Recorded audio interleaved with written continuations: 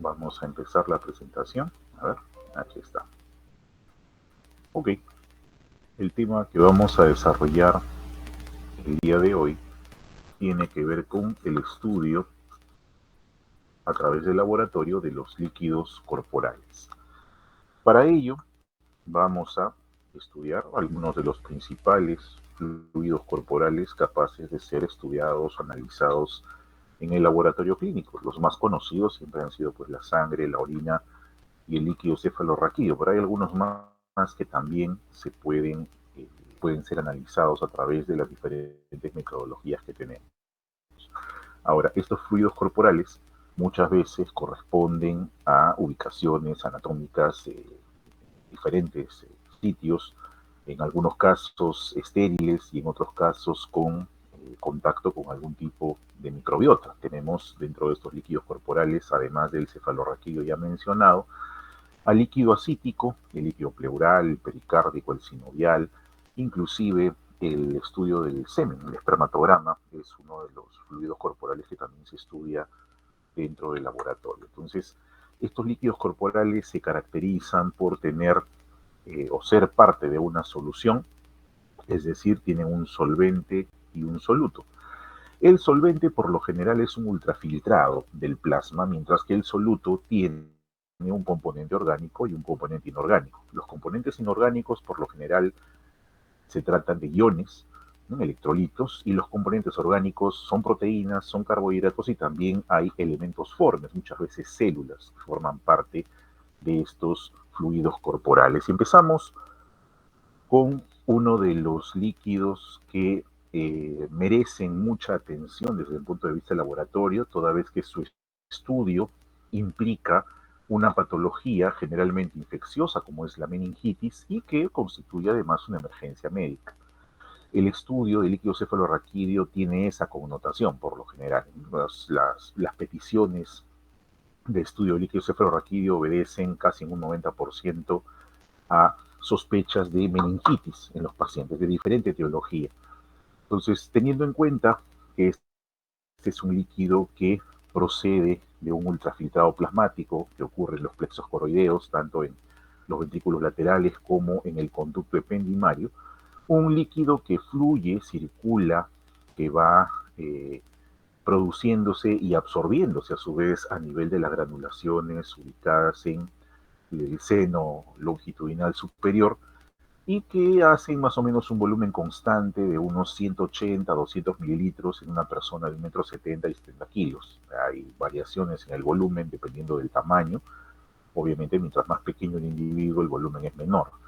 La producción de líquido cefalorraquídeo es constante en el día y su reabsorción también. Cumple funciones nutricionales, cumple funciones de amortiguación, sobre todo ¿ya?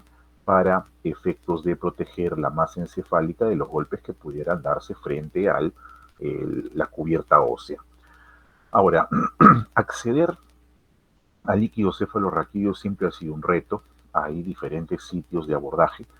El más conocido y el más sencillo, dicho sea de paso, es la punción lumbar. Una punción que se hace a nivel de la cisterna lumbar, que es un engrosamiento en la zona de la región lumbosacra, generalmente entre L2, L3 o L3, L4, donde se accede a través de una aguja especial, aguja de punción lumbar, para poder extraer el líquido y poder estudiarlo en sospechas diagnósticas de una meningitis, una encefalitis, una hemorragia subarachnoidea.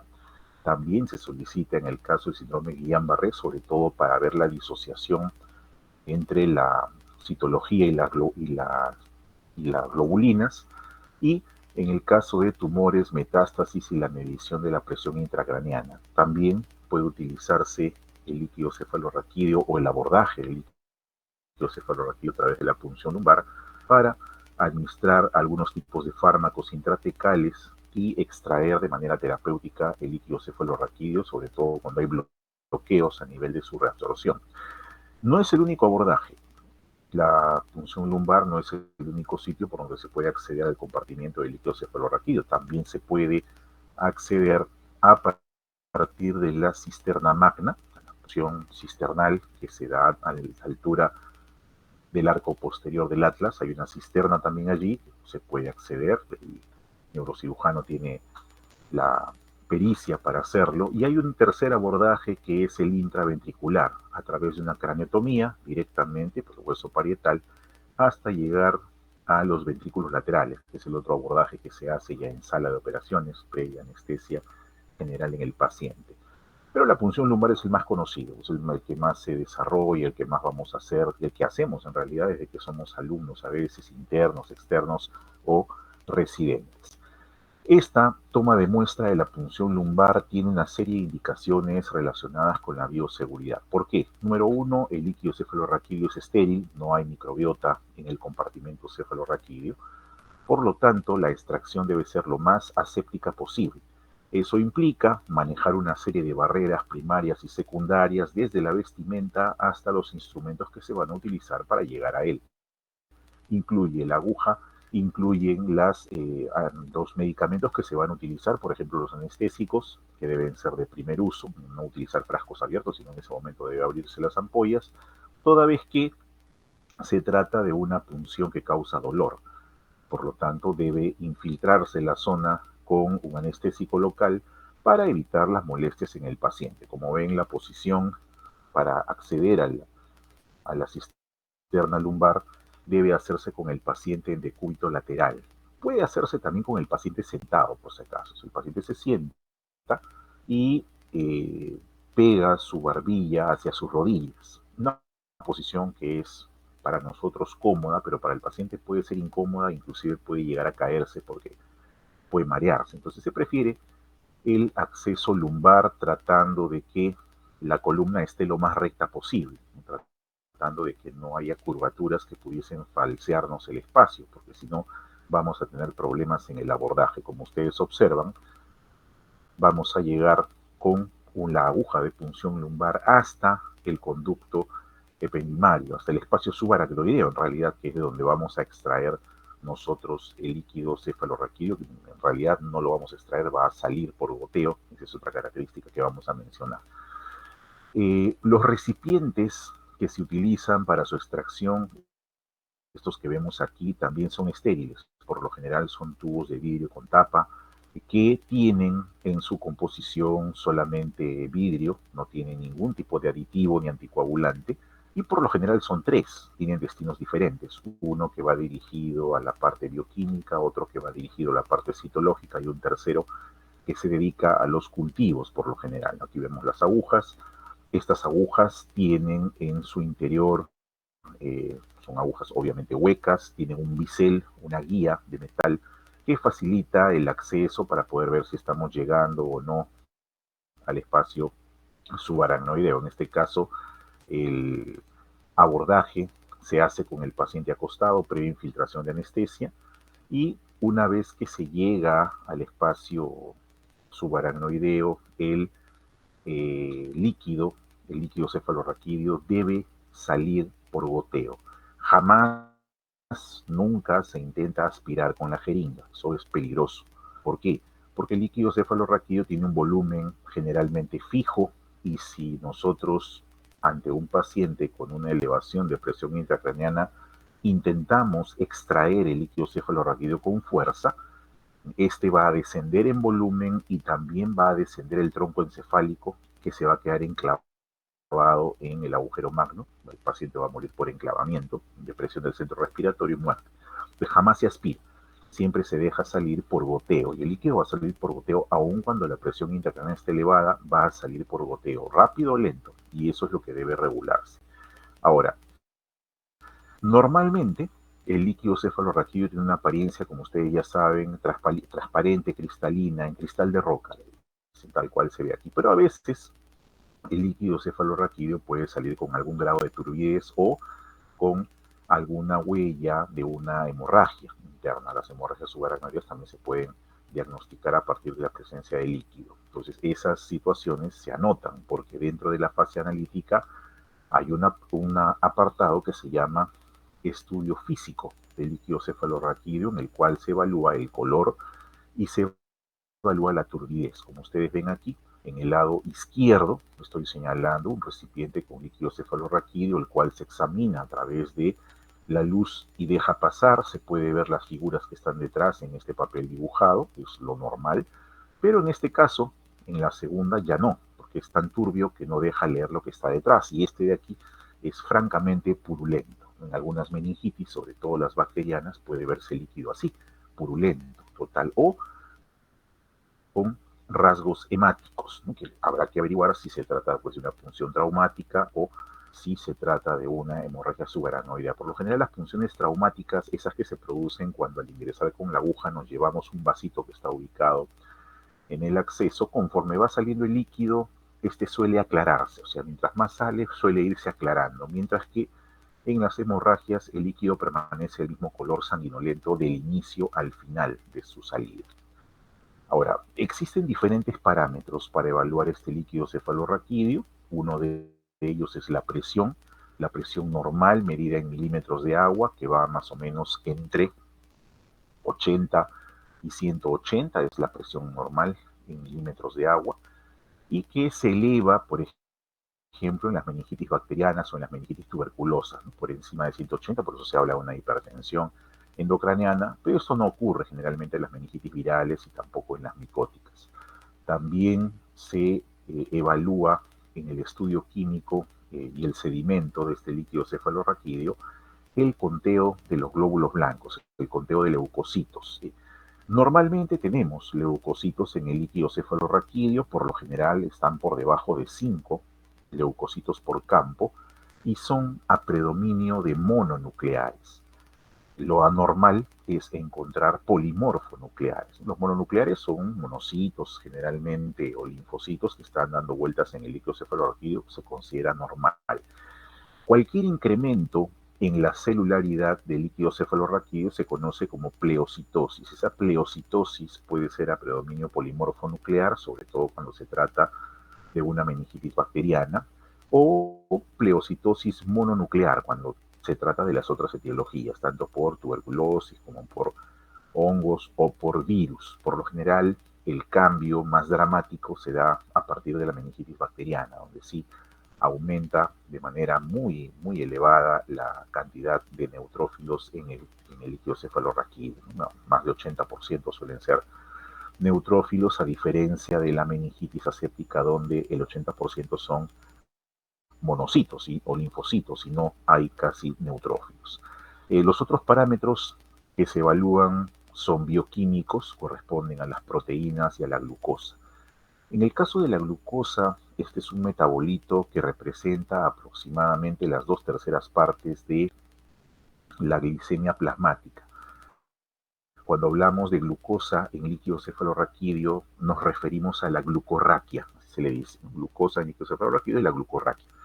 Esa glucorraquia representa por lo general las 2/3 partes de la glicemia, es decir, si mi paciente tiene 100 de glicemia, o sea, 100 de glucosa en sangre, su líquido cefalorraquídeo debe tener más o menos 60, es más o menos la relación que hay, 2/3. Entonces, eso es lo normal de glucorraquia. Ahora, cuando hay un problema infeccioso, por lo general ese valor de glucosa se afecta, sobre todo si el microbio que produce la infección consume glucosa, y ese es el caso específico de las bacterias. Entonces, las bacterias, las meningitis bacterianas, producen hipoglucorraquia marcada, generalmente en el rango por debajo de 40, inclusive por debajo de 20 en algunos casos. Hay una hipoglucorraquia muy marcada en las meningitis bacterianas que no se ve por lo general en las meningitis virales y tampoco en las tuberculosas, más es en la bacteriana. El otro parámetro son las proteínas. Las proteínas también tienen un rango de presentación en el líquido cefalorraquídeo que va entre 45 y 85 miligramos por decilitro, pero estas proteínas pueden elevarse también en problemas infecciosos. Recordemos que cuando hay un problema infeccioso se desencadena un fenómeno inflamatorio que lo que hace es reclutar una serie de células y moléculas que van a incrementar la densidad del líquido cefalorraquídeo. Es la causa por la cual estas proteínas se van a elevar, y la elevación más dramática o hiperproteinorraquia, como así se llaman las proteínas en el líquido cefalorraquídeo, se llevan el nombre de proteinorraquia. Entonces, en la meningitis bacteriana hay una hiperproteinorraquia muy marcada, mientras que puede mantenerse normal o hasta ligeramente elevado en el caso de las meningitis virales.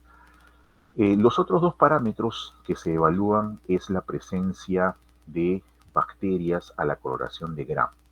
De hecho, que ni en la meningitis aséptica, ni en la micótica, ni aún en la tuberculosa el Gram nos va a mostrar nada, porque el Gram no está hecho para micobacterias ni para hongos, está hecho para bacterias solamente Gram positivas y Gram negativas, no para virus. Entonces, cuando hay una coloración de Gram, por lo general los microbios que se encuentran allí suelen ser bacterias capsuladas, cocos gram positivos, como es el caso de Streptococcus pneumoniae, cocos gram negativos, como es el caso de Neisseria meningitidis, y en algunos casos se encuentra también cocobacilos gram negativos, como es el caso de Haemophilus influenzae de tipo B, que son los tres más frecuentes, ¿no? Neumococo, meningococo y Haemophilus influenzae de tipo B, aunque pueden haber otras bacterias involucradas dependiendo del grupo etario del paciente. Por ejemplo, si se trata de neonatos, podemos encontrar Escherichia coli, podemos encontrar también Listeria.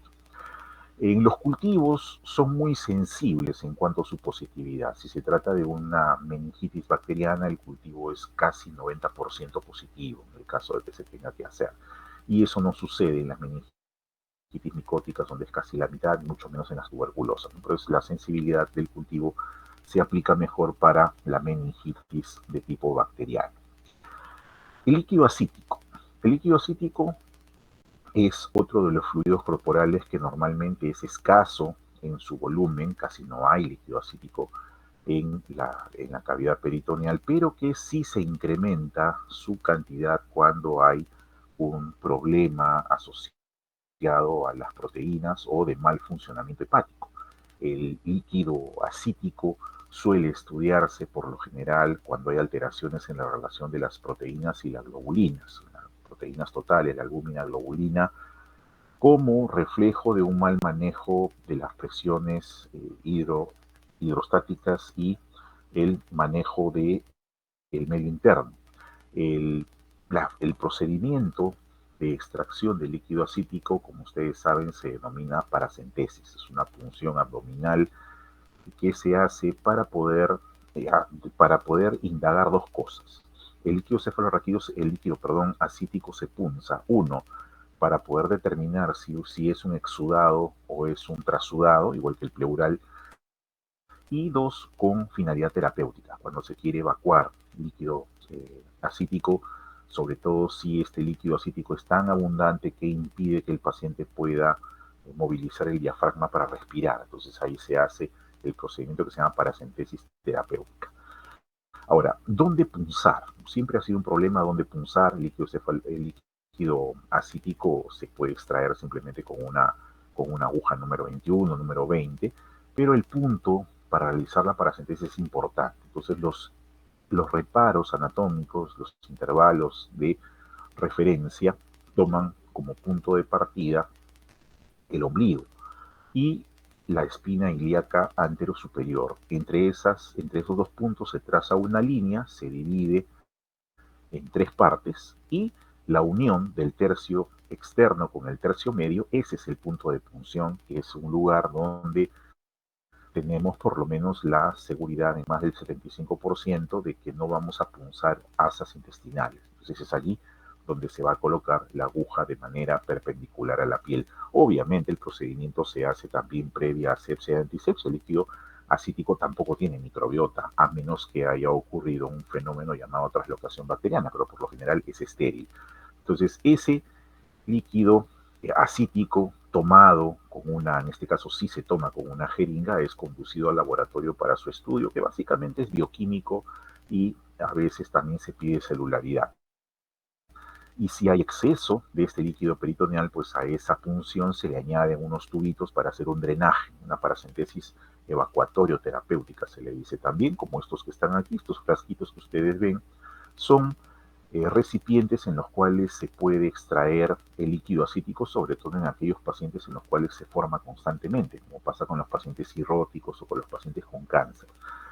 Podemos extraer 5, 10, 15, 20 litros de líquido acítico, pero hay que tener cuidado que hay que reponer en volemia al paciente, cuidando siempre la presión.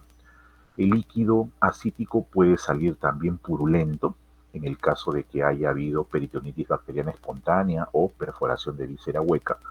Y también puede salir sanguinolento en el caso de que haya generalmente patología de tipo oncológica. Ahora, cuando estudiamos el líquido acítico de acuerdo a las patologías más habituales, vemos aquí la peritonitis bacteriana espontánea, la cirrosis, las neoplasias, la asitis, la nefrosis o la etiología quilosa, el aspecto del líquido pues definitivamente cambia, ¿no? Un líquido acítico cuya etiología sea la peritonitis bacteriana espontánea es un líquido lechoso, medio opalescente, con una gran cantidad de leucocitos en su interior, a predominio de polimorfonucleares, con una poca cantidad de proteínas y este índice o gradiente ceroacítico de albúmina, o la albúmina sérica, mayor de 1.1. En el caso de la etiología cirrótica, el aspecto del líquido suele ser medio amarillento, medio pajizo, con poca cantidad de leucocitos y en este caso en la cirrosis el predominio es de mononucleares, o sea, de linfocitos. La gradiente de proteínas también está por debajo de 2.5. En el caso de los líquidos neoplásicos o de los líquidos con pacientes con tuberculosis, por ejemplo, tuberculosis peritoneal, el líquido suele ser hemorrágico también y hay gran cantidad de células leucocíticas, pero el porcentaje predomina a nivel de linfocitos. Recordemos que la respuesta inmunitaria frente a linfocitos T, al tuberculosis es por linfocitos T helper 1, la respuesta inmunitaria frente a las neoplasias es por natural killer y también por linfocitos citolíticos, por lo tanto son esos los que van a elevarse. Aquí sí suele haber una mayor cantidad de proteínas en gramos por decilitro, mientras que el índice o la gradiente ceroacítica de albúmina es menor, en este caso de 1.1, lo que correspondería más a un trasudado que a un exudado. En las asitis cardíacas, el líquido también suele ser amarillento, con poca cantidad de leucocitos a predominio linfocítico. En las nefrosis también, poca cantidad de leucocitos a predominio linfocítico, solo que en el caso de la asitis cardíaca las proteínas suelen estar por encima de 2.5, en el caso de la nefrosis por debajo. Y en la etiología quilosa, el aspecto del líquido también es opalescente, la cantidad de leucocitos es muy bajita, pero aquí lo que se puede medir en el líquido cefalorraquídeo son los triglicéridos, cuyo valor suele estar por encima de 200 miligramos por decilitro. En el caso del líquido pleural, es un líquido que también hay en muy escasa cantidad, menos de 5 mililitros de líquido pleural tenemos de manera natural, generalmente 1, 1.5. Este líquido pleural suele incrementar su volumen, sobre todo cuando hay diferencias entre la presión oncótica y la presión oncótica que está en el vaso sanguíneo y en la zona del espacio virtual entre la pleura parietal y la pleura visceral, que es justamente donde se va a llenar de líquido. La forma de extraerlo o el procedimiento para extraerlo es la toracocentesis. Las toracocentesis se hacen también según un procedimiento. El líquido pleural no tiene microbiota, es un líquido estéril, es un ultrafiltrado de plasma también. Y observen su abordaje. El abordaje se hace siguiendo el borde costal, generalmente por encima, no por debajo. ¿Por qué no por debajo? Porque por debajo pasa el paquete vasculo nervioso, el VAN. El VAN intercostal pasa por debajo, en el borde inferior de la costilla. En el borde superior no pasa nada, así que la costilla nos sirve como más bien un espacio de apoyo para la aguja y que puede ingresar de manera directa hacia el espacio que previamente ha sido examinado, obviamente con los medios, palpación, percusión, auscultación y una radiografía, de ser posible una ecografía también para calcular más o menos el volumen de líquido que hay. Si ustedes ven, no se puede punzar muy arriba porque vamos a producir una atelectasia, un colapso pulmonar, no muy abajo porque vamos a perforar el diafragma, tiene que ser más o menos en el espacio donde se palpa, donde se oculta o donde se observa, según la imagen radiográfica, el nivel de líquido pleural.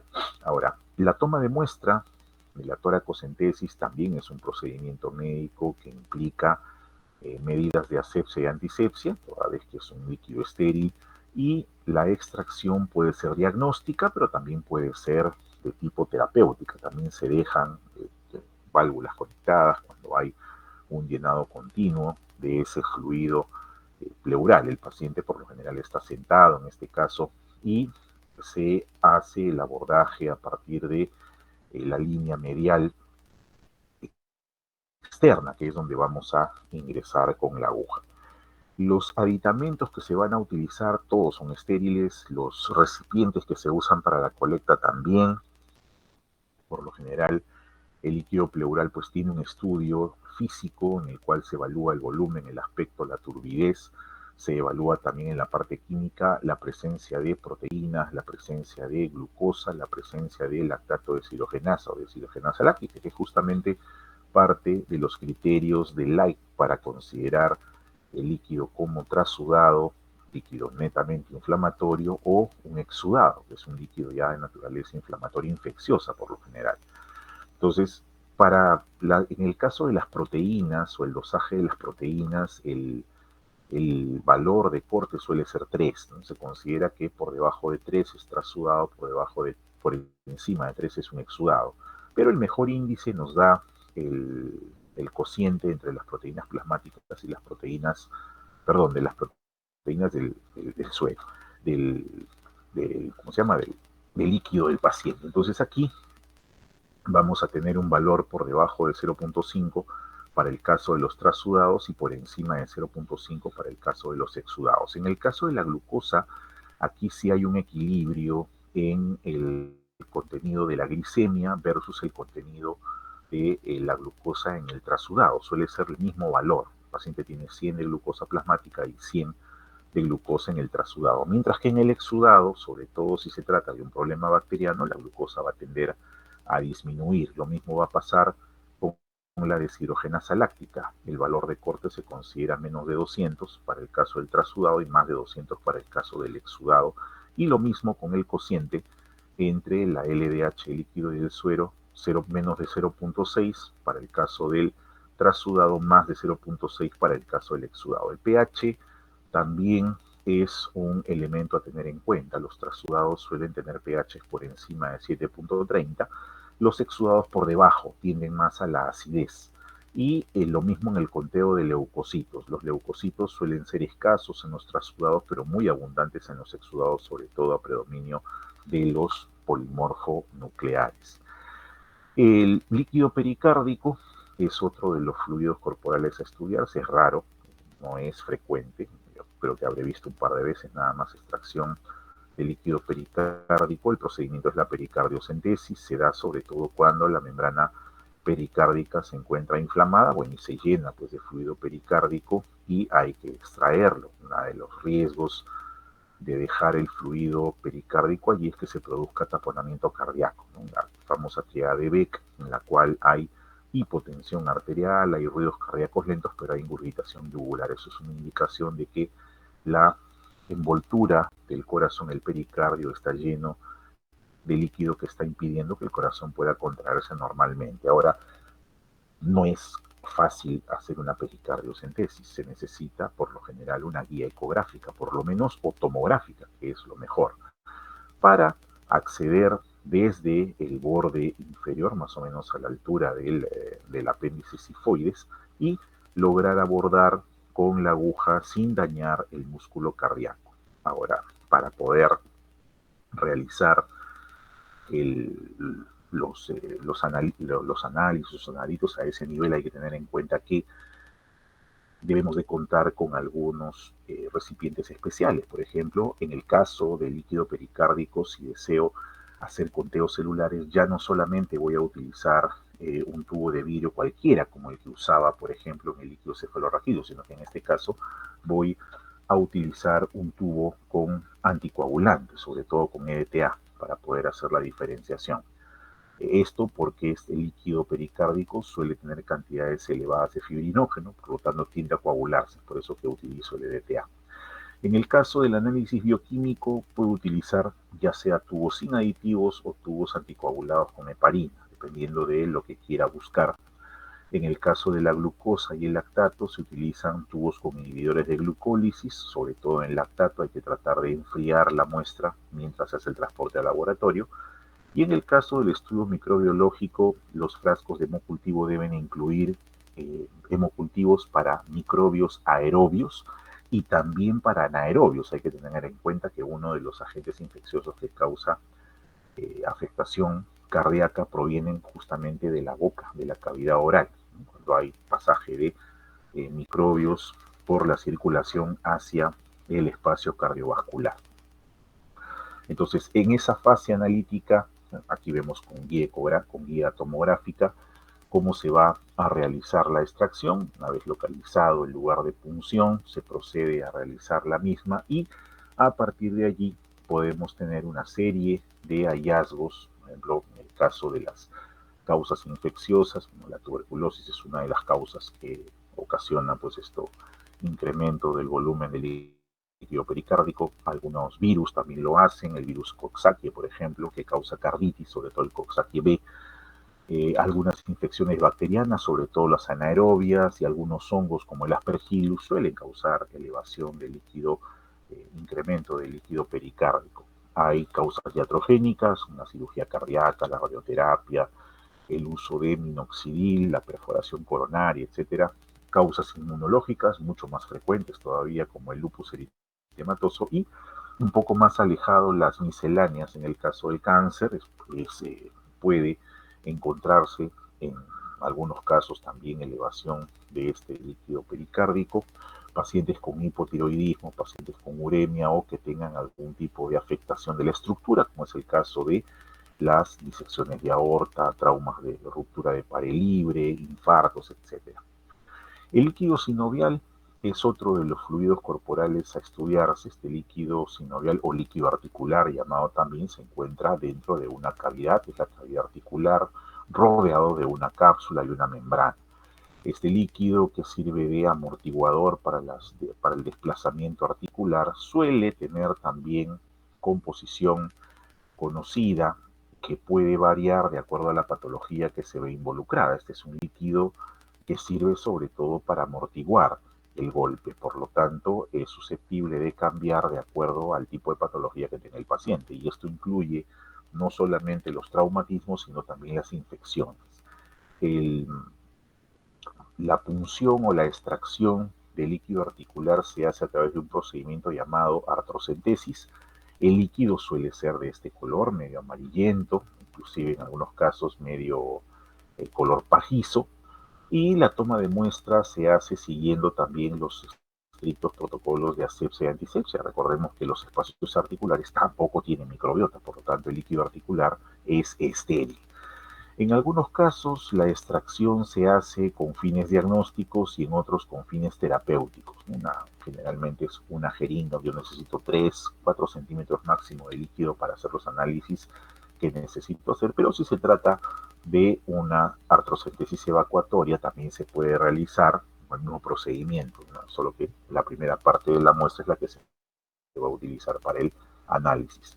Ahora, en la fase analítica, el abordaje del líquido articular tiene que ver con su aspecto. Definitivamente el aspecto normal es un aspecto pajizo, pero el encontrar rasgos de sangre ya me habla de un líquido articular hemático que puede tener diferentes tipos de etiologías. No es la única. El líquido articular normal suele ser medio transparentón, no es como el cristal de roca del líquido cefalorraquídeo, es un poquito más cetrino, pero el hecho de que se incremente en su concentración proteínas o inflamatorias hace que este adquiera un color amarillo más intenso, inclusive ámbar y hasta turbio. Pero si es que hay una artritis infecciosa, bueno, la artritis infecciosa tiene pues una traducción con líquido purulento, ¿no? Francamente purulento, como pasa por ejemplo con las artritis gonocócicas, ¿no?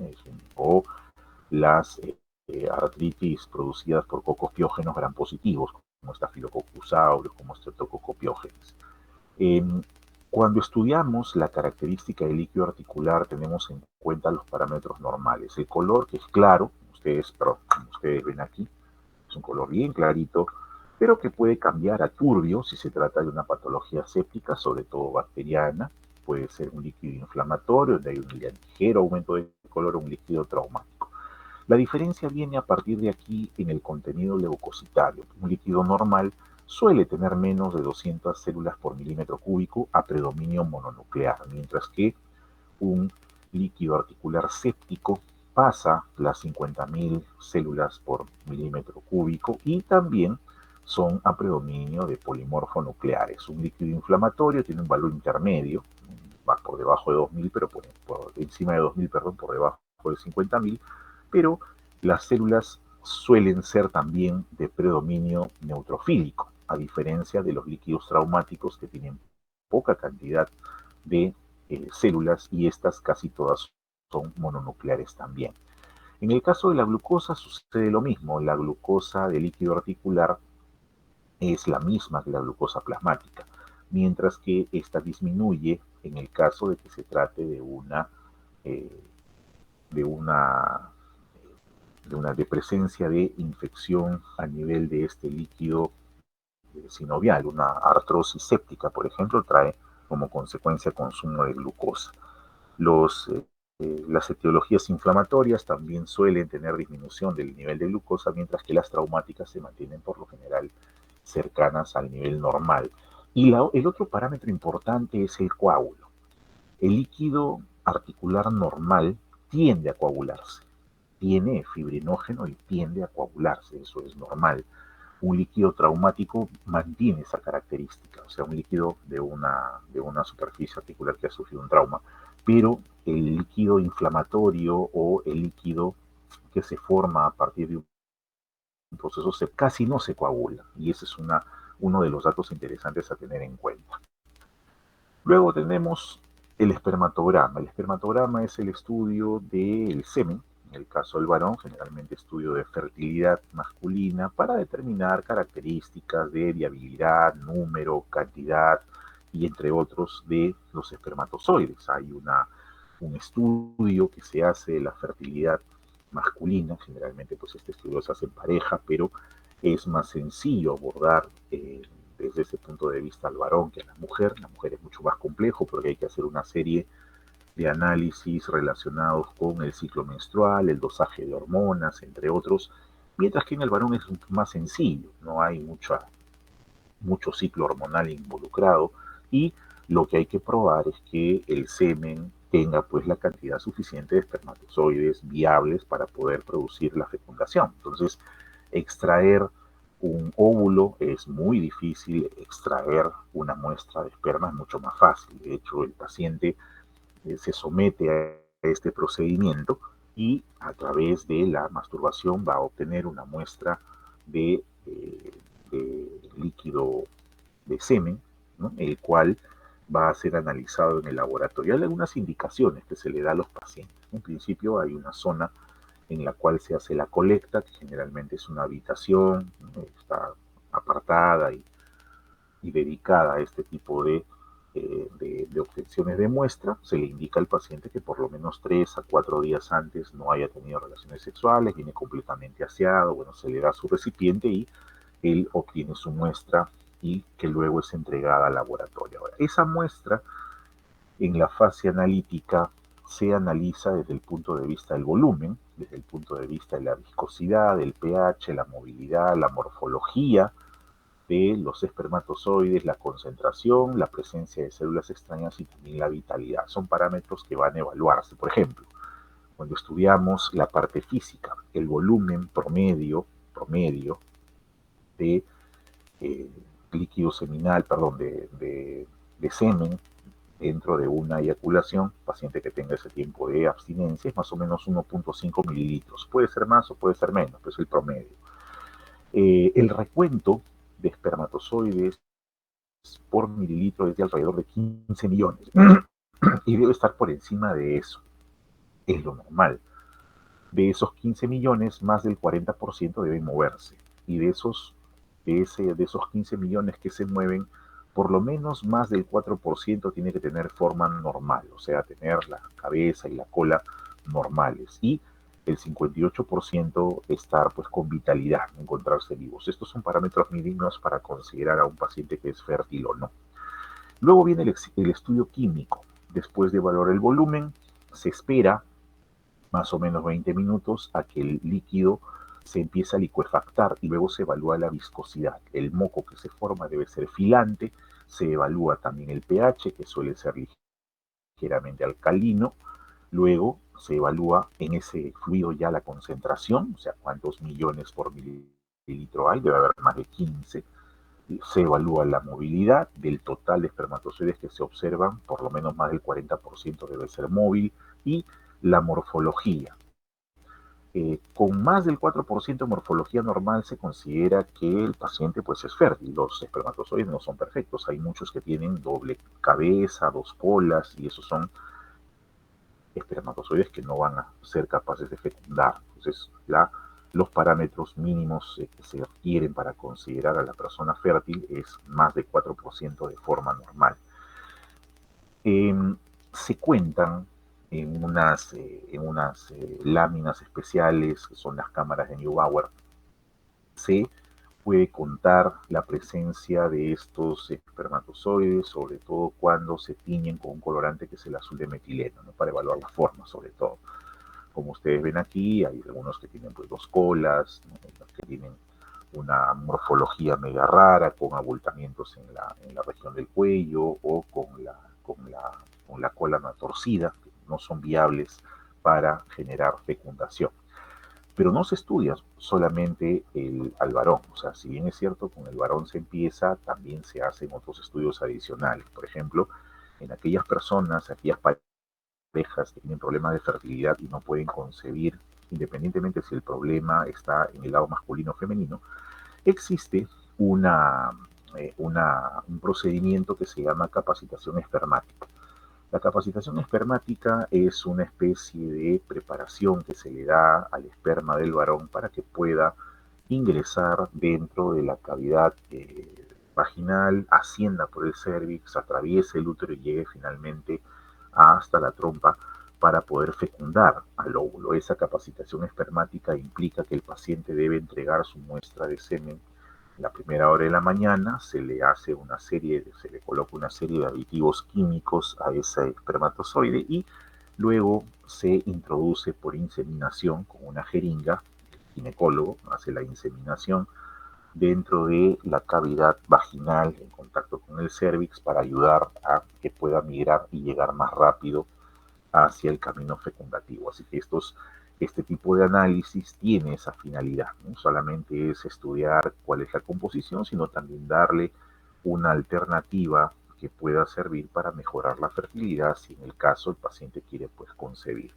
Ahora, la fase posanalítica del estudio de todos estos fluidos corporales pasa por llegar justamente al diagnóstico más apropiado, específicamente en la parte del espermatograma.